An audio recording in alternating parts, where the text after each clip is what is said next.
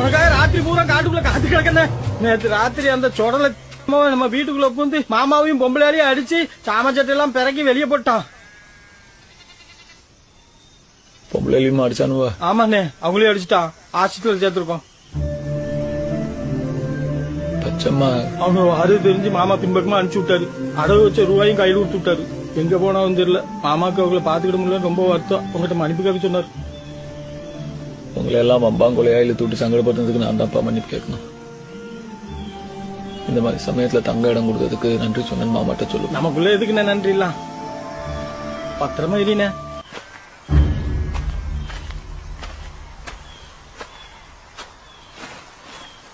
கண்ணழகு ரத்தினமே, கையசையும் பொச்சிலையே, காணலையே கண்ணே உன்ன காணலையே.